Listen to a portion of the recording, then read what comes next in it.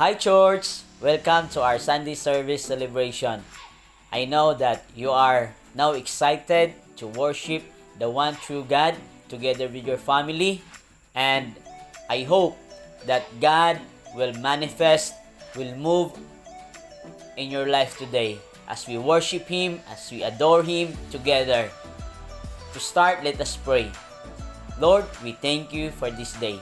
Thank you so much, Lord God, that we come together to worship you, to adore you, despite, Lord God, that we can't able to come together to worship you, Lord. But thank you, Lord God, for this internet, Lord, that we can still worship you through online, Jesus. Lord, I pray that each and everyone who watch this video, Lord God, I pray, Lord God, that you will bless them, Lord. You will bless their family, Lord God, as they worship you, as they adore you, Lord God. And Lord, I pray that your Holy Spirit will come to them and be real to them, Lord God, in their family, Lord Jesus. Lord, we thank you for this opportunity, Lord God. We thank you, Lord God, and we back all the glory, honor to your name, Jesus our Lord. Amen and amen. Let's get into worship.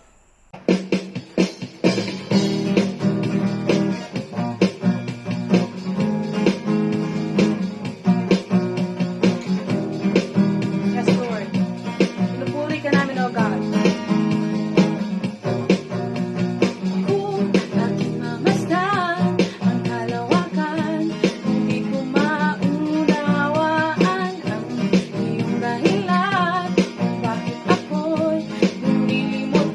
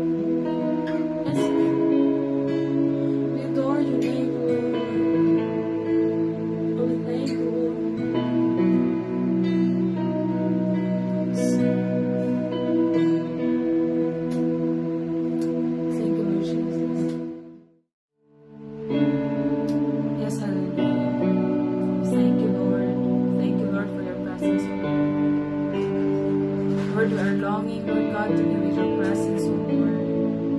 Lord, continue, Lord, to move, to keep the fire in our hearts, O Lord Jesus. Lord, we are so thirsty for you too. Hallelujah. Thank you, Lord. And Lord, I'm thirst for you.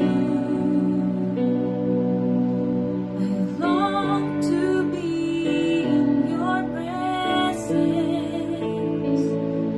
My soul will wait for you. Father, draw me near, draw me near in the beauty of your holiness. Yes, Lord. And Lord, I thirst for you. I long to be in your presence. My soul will wait for you. Father, draw me near, draw me near in the beauty of your holiness. And I will wait for you, Almighty God, in the beauty of your holiness. And I will worship you, Almighty God, in the beauty of your holiness. And I will wait for you, Almighty God, in the beauty of your holiness. And I will worship you, Almighty God, in the beauty of your holiness. In the beauty of your holiness. Yes. In the beauty of your holiness.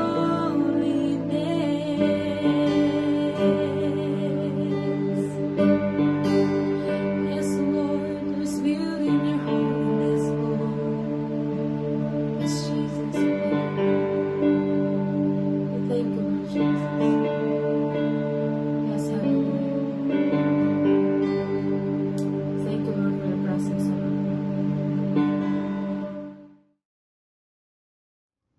Good morning sa ating lahat, mga minamahal kong mga magulang at kapatid na taga Bethel Assembly of God, Tantangan. Welcome po sa ating online Sunday Worship Celebration. September 20 na po tayo ngayon. 2020, napakabilis po ng panahon, di po ba?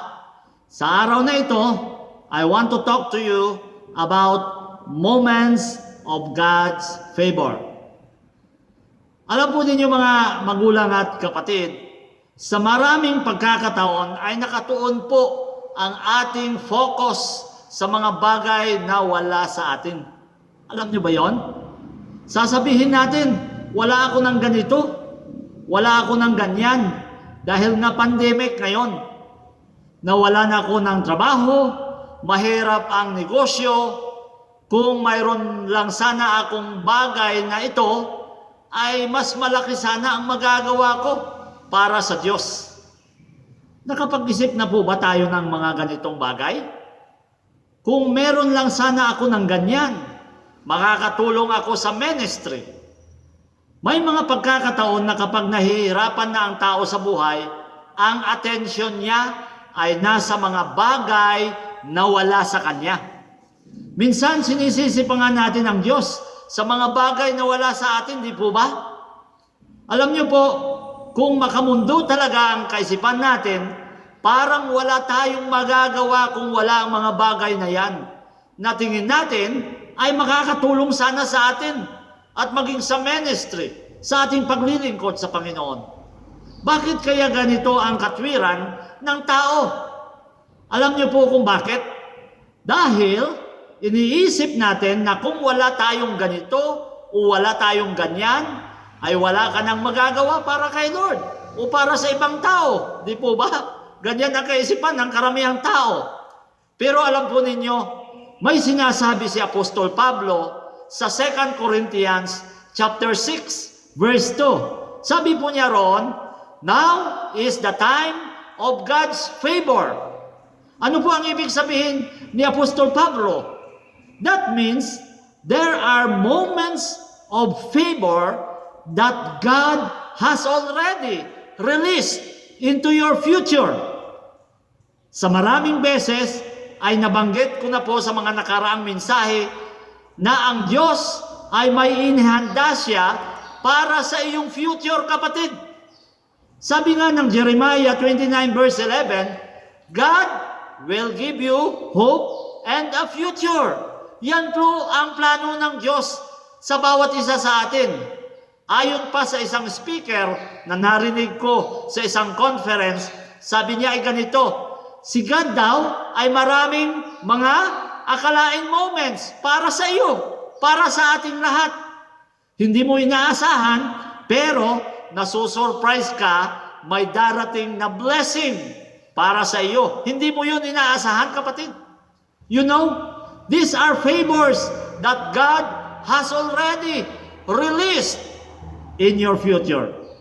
Alam niyo po, kung bibigyan lang tayo ni God ng pagkakataon na makita natin ang kabuuan ng ating buhay, sure na sure po ako na makikita mo kung gaano kaganda ang mga bagay-bagay na inihanda ng Diyos sa future mo, kapatid. Amen? Bakit ko nasabi na maganda? Kasi iyan naman talaga ang plano niya para sa iyo, kapatid. Para sa bawat isa sa atin. Saktong-sakto ang mga blessing niya para sa iyo at para sa akin. Maging ang mga problemang nakaraan at ang mga problemang nasa iyo ngayon, saktong-saktong ito para sa iyong kabutihan. Magtatanong ka marahil, ano pastor? Pati trials na nasa akin ngayon, para sa aking kabutihan? Alam niyo po mga minamahal kong mga magulang at kapatid, wala sa plano ng Diyos na magkakaproblema ka. Pero kung sakasakali mang nasa problema ka ngayon o nasa mahirap kang sitwasyon ngayon dahil sa nararanasan nating pandemic, you know, God allows it to happen because He has a divine purpose for it. And one day, ito tatandaan mo, kapatid, one day, you can thank God that He allows it in your life. Mapapasalamatan mo siya one day, kapatid, na inalaw niya ang mga bagay na yan sa iyong buhay, maging ang mga hindi magagandang bagay. Kung matatapos ang problemang iyan, mapapasalamatan mo siya na nangyari ang mga bagay-bagay na hindi mo gusto. Sa ngayon, siguro ay mahirap mo siyang mapasalamatan dahil hindi mo pa naiintindihan kung ano ang plano niya para sa iyo. Pero ang Diyos ay hindi pwedeng magkamali kung pinapayagan man niya ang isang trial sa buhay mo, kapatid.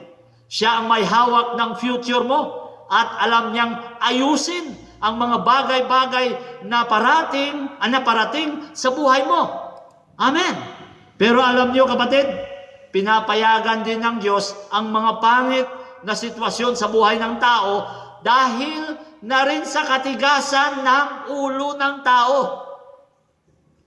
Katulad po sa nangyayaring pandemic ngayon, pinapayagan ito ng Diyos upang pukawin ang tao sa kanilang pagiging makasanlibutan at makasarili at makasalanan. Pero kapatid, ito ang masasabi ko sa iyo.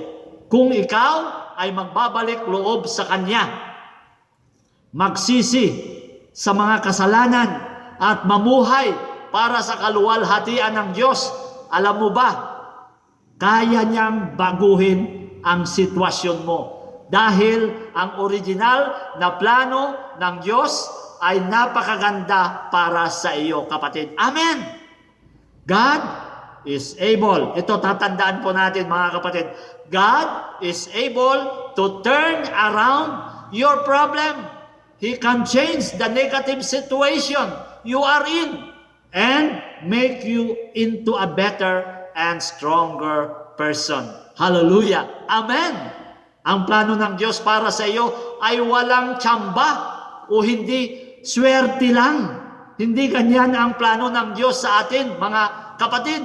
Ang lahat na nangyayari o nangyari na o mangyayari pa sa buhay natin ay tamang-tama para sa iyo, para sa akin. Tama ang panahon, sakto ang pagkakataon para sa pangangailangan mo. Mamaterial man, mapisikal man, mapinansyal man, o higit sa lahat, lubos-lubos ang spiritual blessing para sa iyong spiritual growth, kapatid.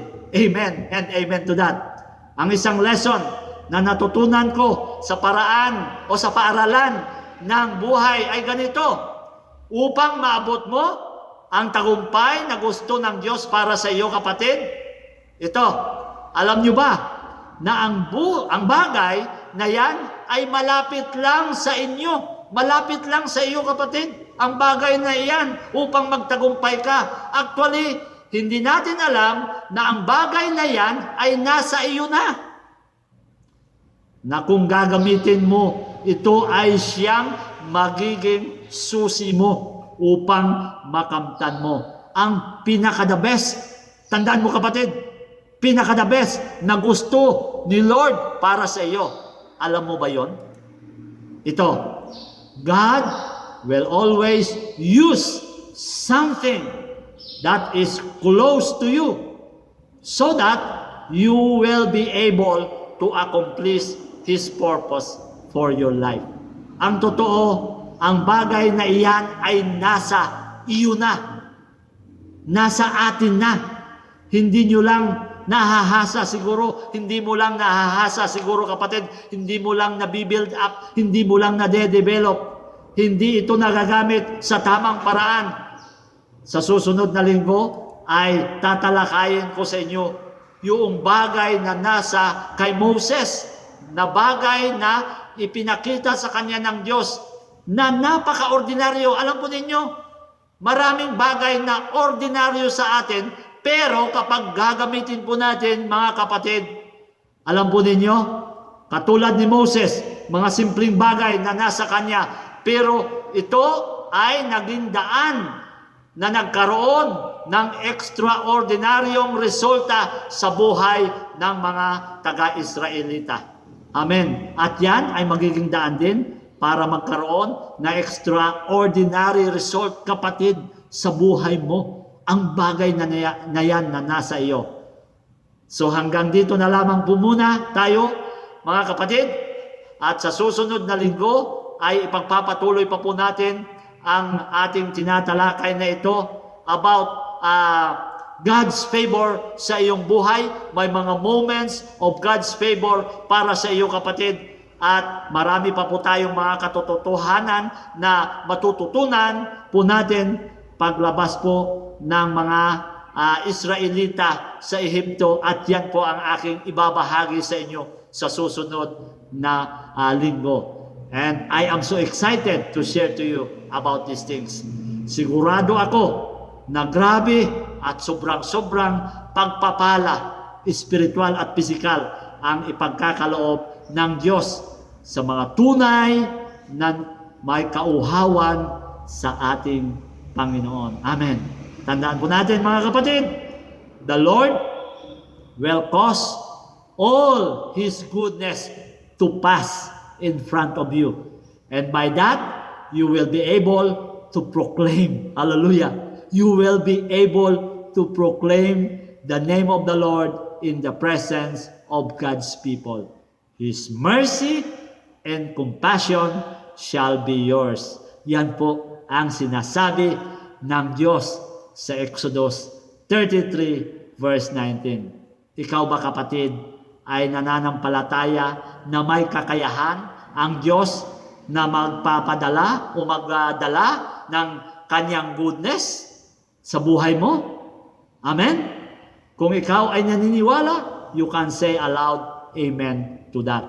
Salamat sa inyong pakikinig at nawa ay patuloy tayong pagpapalain ng ating Diyos. God bless us all.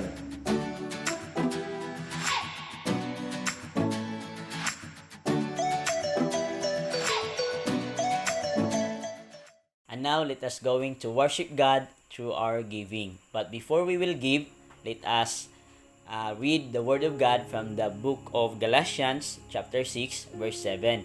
And it says, "Do not be deceived, God cannot be mocked. A man reaps what he sows." Remember that God is always watching over us. God knows what we have done. God knows what we think, because God is an almighty God. So whatever we give, that is our seed in the kingdom of God. That is our seed that we sow to the kingdom of God. So it doesn't matter how you sow, when you sow, where you sow. What matters most is you will reap what you sow, because God is watching over us and He knows what we have done. And remember this one, that it's not the same amount of the seed that we sow, but we harvest more than we sow. Mas marami po yung aanihin natin. If you are a farmer, you know what I am saying, na mas marami po yung aanihin natin compare to the seed that we sow. So I know, expect that God will bless you richly with your family. Let us pray.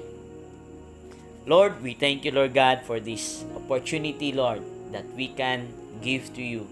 I pray, Lord God, that whoever sow in your kingdom, Lord God, bless them, Lord, abundantly, Lord. Bless their family, Lord. Keep them away from the works of evil, Lord God. I know, Lord God, that you see their heart, Lord God, their intention, oh Lord. And I know, Lord God, that their intention is pure, Lord God, that they will worship you through their giving, Lord God. Thank you, Lord God, for this wonderful opportunity. And thank you, Lord God, that for the blessing, Lord God, because without your blessing, Lord God, we cannot able to give to you, Lord. Thank you, Jesus, for everything that you are going to do in our family, in our finances, oh Lord. Thank you for the increase. Thank you for the opportunity, the open doors, Lord God, that comes our way, Lord Jesus. Lord, thank you so much, and we back all the glory, honor to your name, Jesus our Lord. Amen. Amen. I am a friend of God. I am a friend of God. I am a friend of God. He calls me friend. I'm a friend. I am a friend of God. I am a friend of God. I am a friend of God. He calls me friend. You see him now.